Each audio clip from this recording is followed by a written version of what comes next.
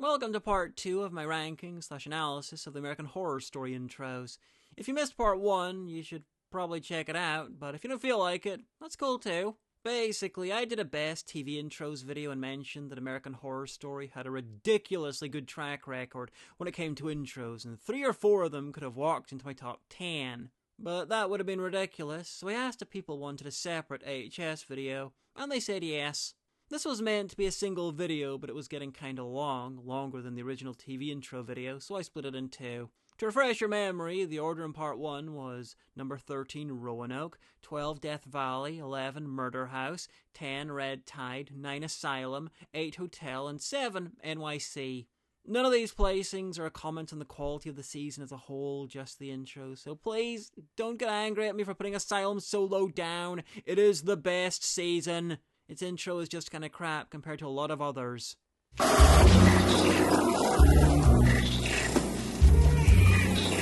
Anyway, number 6 is Delicate, season 12, the latest one. The first season to be based in a book, and the first to be tanked by both an actor and writer strike. I have no idea if it would have been better if they didn't happen, but they unironically cast a Kardashian and tried to make her act, so it most likely wouldn't have been worse. Delicate is probably the worst season of the show, but the intro is quite fantastic. Where NYC was the male season, all but gay men in New York, Delicate is the deliberately female season, based on the book Delicate Condition. It's a riff on Rosemary's Baby, not the first season to do that kind of thing. Murder House and Apocalypse handled that better, but this makes it the central focus. Anyway, we get a lot of fantastic female-themed imagery to do with makeup, blood, a snake, stirrups, pregnancy, a spider, flowers, and my favourite, a demonic stork, all bathed in a pink light. That's just the right shade to be equal parts girlish and hellish. I'm guessing I don't need to go into the imagery, none of it's subtle, and it's all very well chosen. If I have any complaints, it's a little too unsubtle when you realise what they're doing. I mean, there's a placenta on a silver platter. The only really subtle bit is the spider becoming broken glass, a black widow breaking the glass ceiling. Now in retrospect, I really should have swapped this with NYC. It did a much better job of coding meaning. But this intro sums the show up better than any other. Horror, glam, over the top, unsubtle, garish, fabulous, gay as fuck. Good intro, but as a season, Delicate is really near the bottom, if not at the bottom, if not below the bottom. It probably goes without saying, but if you're new to AHS, do not start with this one. Unless you fancy a hate watch.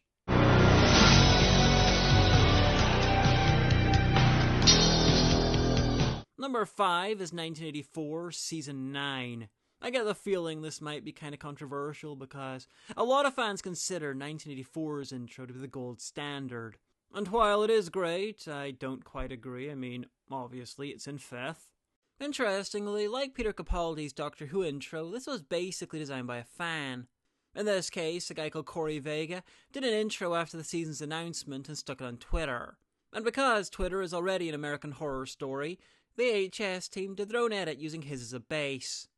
This one changes it up completely. The visuals are mostly stock footage evoking the plot, and lashings of blood. Hell, the theme music's never sounded so different. They've even gone for an 80s pop, new wave-ish sound.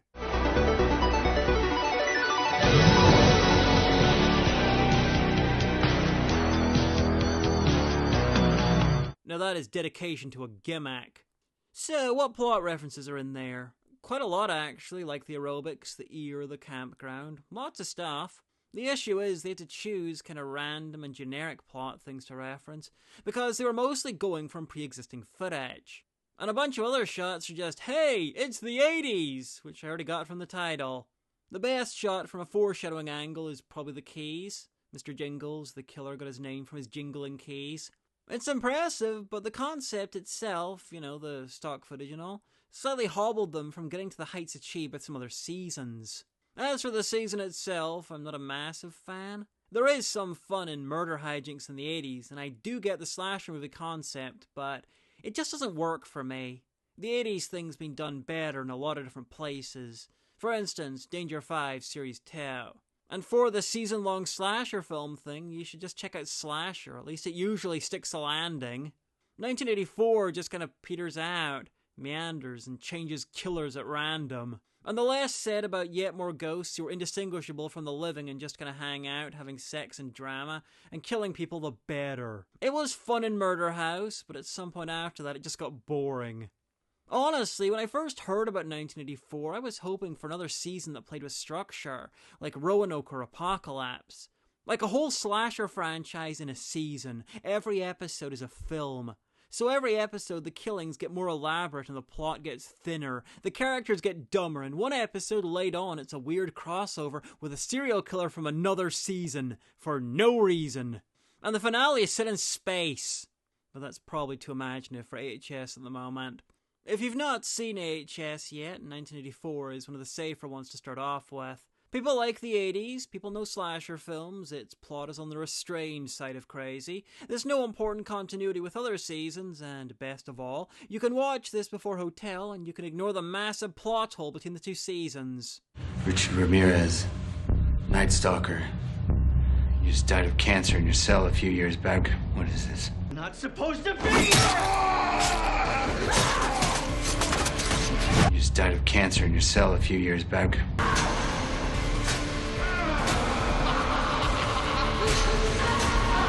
What is this? Frankly, it's evidence that there's not one shared AHS universe, but at least two. Number 4 is Coven, Season 3, generally considered one of the best seasons. Coven is about witches in New Orleans and is basically American Horror Story does X-Men.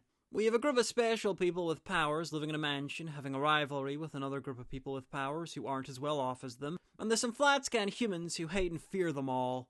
Do you want a headcanon fodder about why Coven is secretly an X-Men show? Because I'm thinking about that now. Anyway, Coven is also spectacularly camp, best exemplified in Myrtle Snow, my third favourite character. What is that thing? It's hideous and weird. Don't be a hater, dear. It's a theremin. An elderly icon with a witch's dry as what's left of her after they burn her at the stake.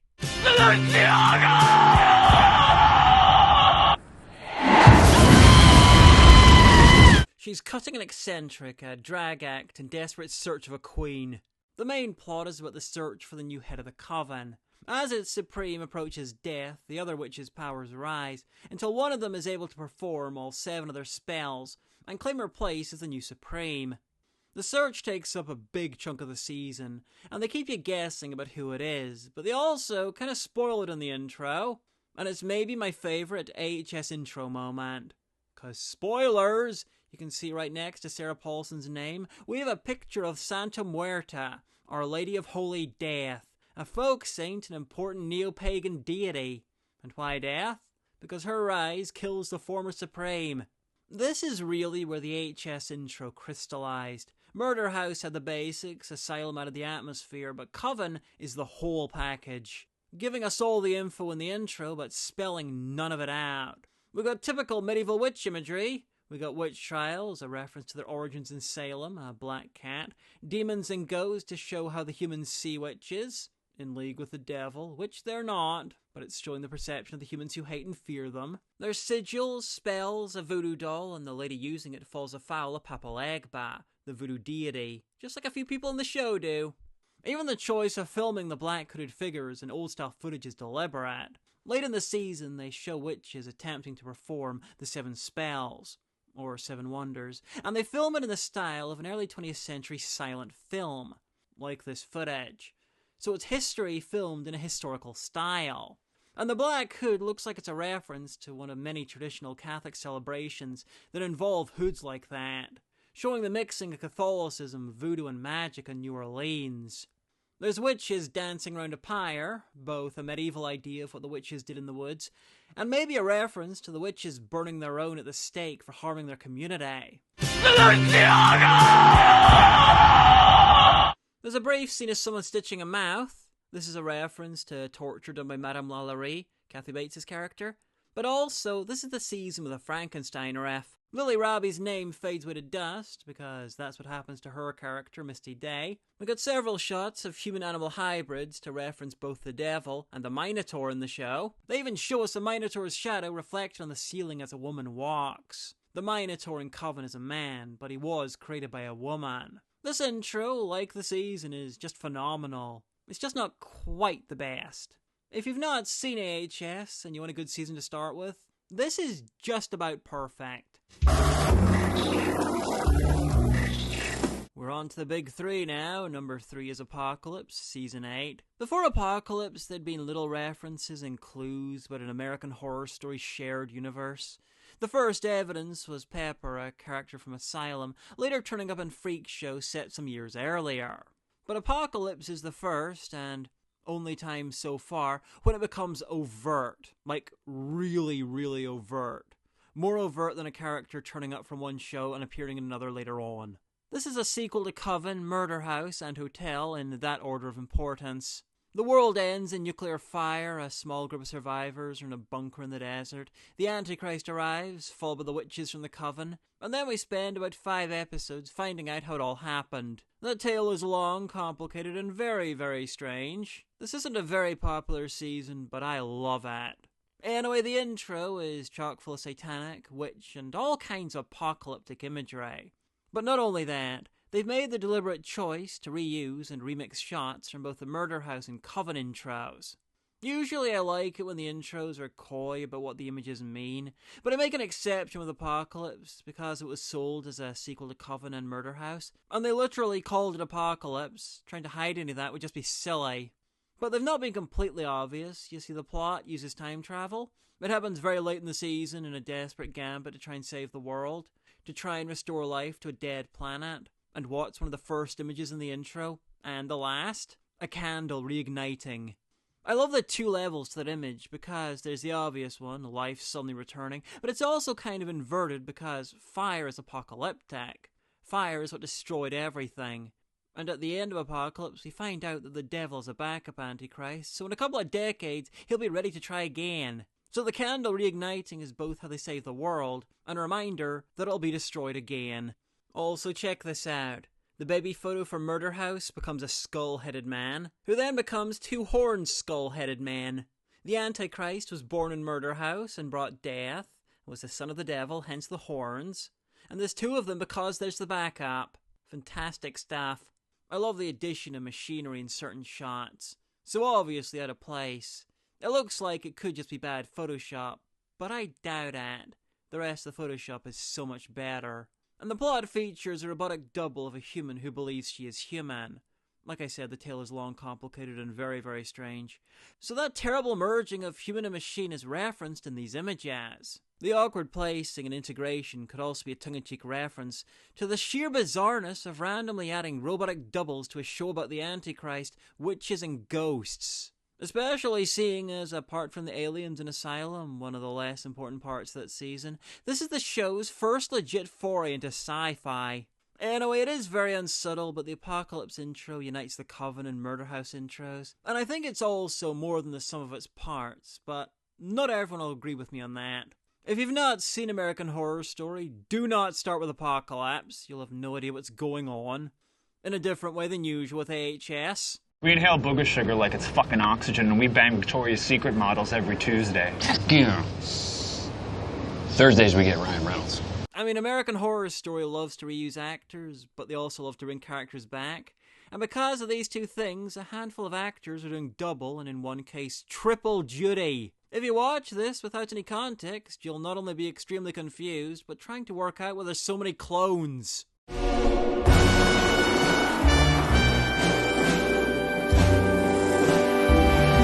Number 2 is Cult. Now, I hate Cult. I hate its cowardly, mealy-mouthed both-sidesism when it comes to politics. And I hate that it being completely supernatural-free means the usual trash and madness is just annoying. Maybe I'm weird, but when something's supernatural, I can much more easily accept the kind of stupid shit this show does. This is trying to be timely, political, and real. And it fails at all of them. So, what's going on? Cult rises in the wake of the election of Donald Trump, a mishmash of alt-right and resistance liberals, and their leader, Kai, aims to take control. The cult's an offshoot from Valerie Salinas' Scum, because in this universe, she literally went around cutting up men. It's not all bad, though. It is an Evan Peters tour de force. He plays Kai and some of his personal heroes. Charles Manson, Jim Jones, Andy Warhol, Marshall Applewhite, David Koresh, and Jesus. I'm pretty sure this is a record for the show. He plays more parts in this than most actors did in the whole series. I like Evan Peters. His Quicksilver is the best one. I wish he was playing Gomez Adams in something. I just wish his big season was good. But the intro is spectacular. First up, this is one of the best cover versions of the theme. I love the demented John Philip Sousa feel.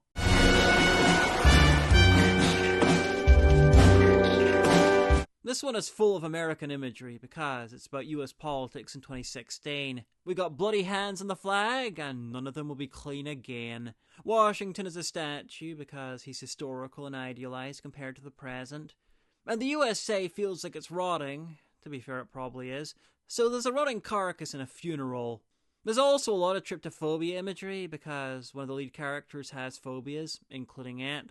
This also plays into the imagery of bees because the beehive is a classic tryptophobia image. And the cult was originally set up as a matriarchal system by Valerie Salinas, and bees are matriarchal. Hell, this dovetails with the Trump and Clinton masks. Trump may be representing what Kai wants to achieve, victory, control, man ruling, and Clinton representing the original version of the cult, matriarchal, woman ruling. With the shot of the man wearing the Clinton mask showing the switch of the cult from matriarchal to patriarchal. There's also chemical imagery, hazmat, gas, that kind of thing. A reference to the more terroristy stuff the cult got up to, such as fake chemical tracks. It was a small part of the season, but makes for good imagery.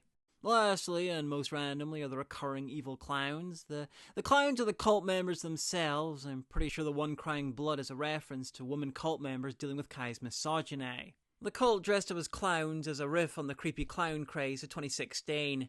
The cult is all about creating fear, and people in real life got freaked out by people dressed up as clowns. 2016 was a wild year. Of course, there is another likely explanation for the clown costumes in-universe. The iconic circus music.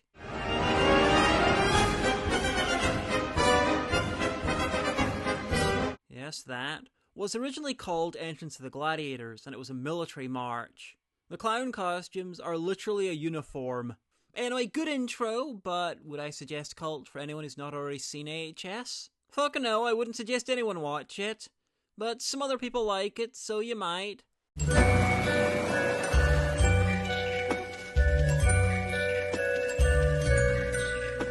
Anyway, number 1, and it can only be Freak Show. Season 4.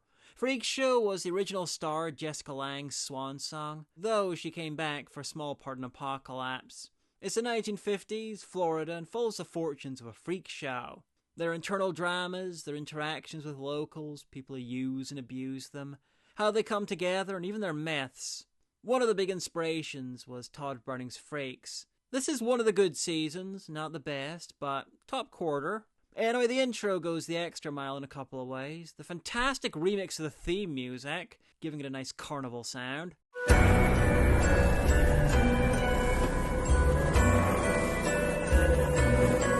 It was the first season to mess with the music and still the best alt version. And the visuals have been done in stop motion. If this was live action, it would be alongside Coven or Apocalypse, but the stop motion takes it over the top. The whole thing kind of reminds me of Oingo Boingo's music video for Insanity, one of the best music videos ever made. We got a bunch of cool foreshadowing to do with the setting, circuses, that kind of thing. There's the clowns, good and evil. There's a serial killer clown this season who starts out as a good clown. There's the skeletons, inspired by images from medical museums. One of the plots features outsiders putting freak bodies in a museum of oddities. Apart from the usual references to events in the season, we've also got a bunch of references to real-life freak show stuff, and famous carnival performers from the time period. For instance, the Lobster Boy, the main inspiration for Jimmy Darling, Evan Peters' character. At least physically. Emotionally and, personality-wise, the real-life Lobster Boy was much more like Michael Chiklis' character. There's the shot of dolls dismembered in cages. This is a reference to freaks being seen as less than human, as objects, even in a museum. And the cage, I'm pretty sure this is a reference to the end of Freaks, where the villain of the film has been captured by the vengeful freaks and mutilated, forced to become a freak herself and live in a small pen like this, which also happens to someone in Freak Show. I'm pretty sure the woman with the third leg jutting out of her groin is another reference to a real-life performer. I think I've seen photographs that the image is referencing, but I can't find that. But there's a number of real-life performers with extra legs. But in the context of the show, she could also be a reference to Desiree Dupree, played by Angela Bassett. Desiree is billed as intersex and put on display for her penis. Now, she was never happy with her lot and later discovers that she's not intersex at all. She just has a big clit, and she is delighted. So this could be a representation of how she perceived herself, on display with a giant growth. The freaks are even sexualized because look at some photographs from the era. They often were. It is easy to dehumanize people who look different from you, especially people who are there to literally be objectified. I could talk about this for ages, but basically, they went all out in this one. Should someone who's never seen American Horror Story check out Freak Show? I can't see why not. It's pretty good, and while there's a couple of Asylum references, I don't think that'd be a problem. Anyway, that was my list of American Horror Story intros, my thoughts on each one. I hope you enjoyed it, and if you want me to rewatch Coven and do a video about how it's basically an X-Men show, please let me know. If you enjoyed the video and haven't subscribed, give it a go. Even if you end up hating me, YouTube rarely tells people when I've uploaded. If you really like the show and you want to go beyond with support, you can always check out the Patreon and get special rewards. Or go check out my Ko-fi and buy me some minion blood. And really, what is more American Horror Story than buying some blood for a loud, unsubtle queer who's not as good as they used to be?